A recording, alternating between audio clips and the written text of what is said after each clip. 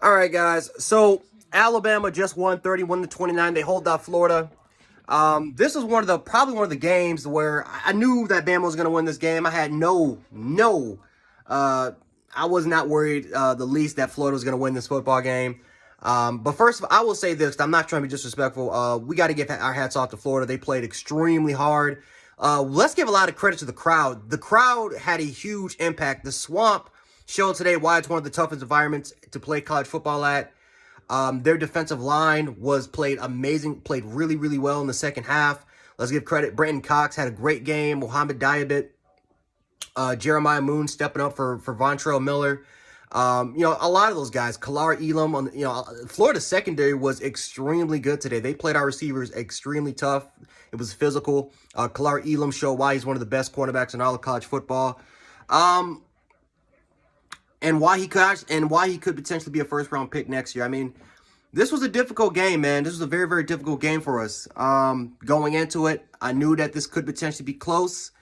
And what I mean by close, I mean Bama probably winning by 2 scores. But Alabama had a lot of self-inflicted mistakes. Let's just call a spade out of spade, man. Bama had a lot of self-inflicting wounds.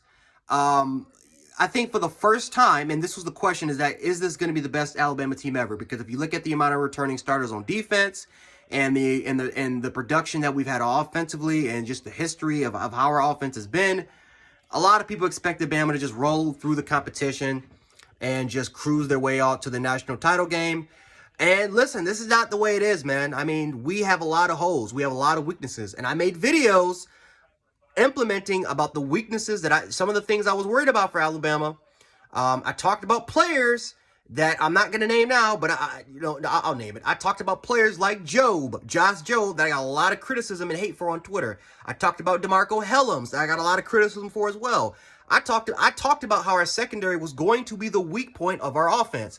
I talked about how our linebacking core was not really going to be all that, even though on paper it looks great. I talked about our defensive line, even though they're experienced as hell, that they don't really have any dominant players in the interior. Bama has weak points.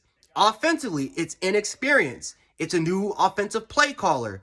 Our quarterback is inexperienced. Our offensive line is inexperienced, right? We only have 2 returning starters on the offensive line, and Chris Owens is playing right tackle. I forgot who the hell our right tackle was supposed to be, but Chris Owens is playing at right tackle, and that's a position where he's uncomfortable in. So we were going to have our struggles. There was going to be a point, and last week, I called it, last week, again, the Mercer game showed me that we're not all that, right? The Mercer game showed a lot of Bama fans that if we play against a team that can match that competitive edge, match that competitive fire, and has the closest amount of personnel to our personnel, this could be a game that we could be in trouble.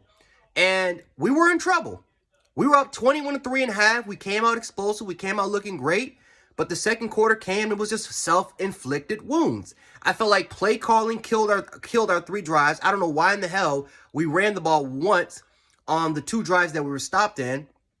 You look at what happened defensively. We struggled with containing the edge. We struggled with playing, whether it was in soft zone or we was in playing heavily in man coverage. We struggled with that. We had miscommunication in the backhand. It was terrible tackling. Our Henry To'oTo'o had a shitty game. Let's just call a spade a spade. I love Henry. I think he's a great linebacker, but he had a shitty game. Christian Harris did not have a good game. DeMarco Hellams had one of the worst games I have ever seen a safety play for the University of Alabama, and I've seen some bad safeties play at the University of Alabama. I'm talking about you, Daniel Wright. But this was a horrible game. I wanted Daniel Wright to play. I actually wanted Daniel Wright to start because this was embarrassing. DeMarco Hellams had a crappy game, but we could not get off the field on 3rd downs. Florida just kept turning and churning and churning, and they just kept having long drive after long drive after long drive. We couldn't stop. We did not have I don't know why in the hell we did not have a spy on Emory Jones. I have no idea why in the hell we could not stop the quarterback run. I have no idea why in the hell DeMarco Hellams on a 3rd and 5 when it's backed up against the goal line, why in the hell did he try to go for the ball when the ball was nowhere near him? All he had to do was go ahead and try to go ahead and tackle the defender. And it would have set us up in great field position where we could have went out there and scored. We had plenty of opportunities and chances to put this game down, put it away, silence the crowd, and we let Florida in the game. We purposely let Florida in this game. We let the crowd get back into it. We let the players feel like they had hope, and we kept building momentum for them, kept giving them confidence, and Florida almost won this game with a one-dimensional offense. Now let's give credit to Emory Jones. Emory Jones made some really good decisions. But let's not act like Emory Jones is the next Dan Marino or Emory Jones is the next Joe Burrow, which was the last quarterback that beat I'll say this. This game was more reminiscent to Auburn back in 2019 than anything else. Remember back in 2019, Auburn, what did they do? They ran the ball. They ran the ball extremely well. They dominated our defense off the line of scrimmage. What happened? But what happened with Bo Nix? Bo Nix capitalized off of important, critical third downs. Whether if he just literally threw the ball up and the receivers just caught it on a fade pass, on a fade 1-on-1 jump ball, go ahead and get a pass, or he scrambled, got the first down. Bo Nix capitalized off of very critical, crucial third downs. And the funny part is, he threw damn near for less than 150 yards in that game. But he made the plays necessary to extend those long drives in order for Auburn to beat us back in 2019. This game was extremely reminiscent. We couldn't stop the run game, and Emory Jones made the plays to extend the drives. Pete Golding, shitty play calling today. Let's just call a spade a spade. Shitty play calling. Bill O'Brien, shitty play calling on the offensive side of the ball. Let's call a spade on that. We were way more finesse than we actually were back in our old Bama ways. We were too finesse. I don't know, man. We got a lot of work to do. We're young. We're extremely talented. And again, we're not the only top team that's struggling.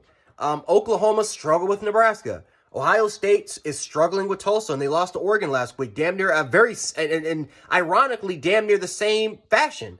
Oregon just ran the football and their quarterback Brown capitalized off of very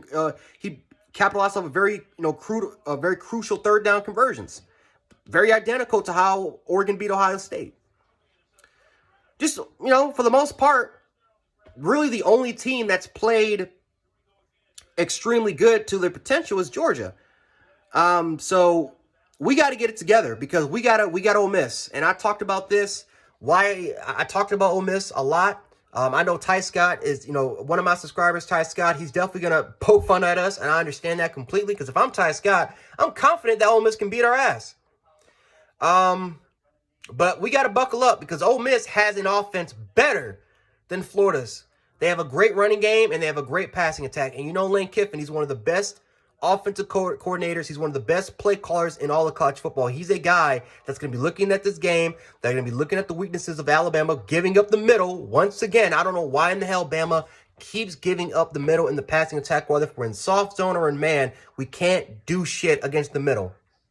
Once again, too, the tight ends from Florida killed us all day long. They killed us all day. So we got a lot of work to do. We're not invincible. We're very, very vulnerable.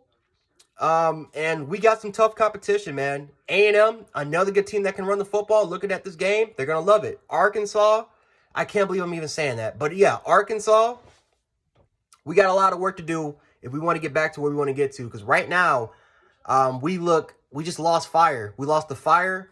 We looked tired. We looked exhausted. And we look like we barely can handle the atmosphere. But hats off to Florida. You guys played great.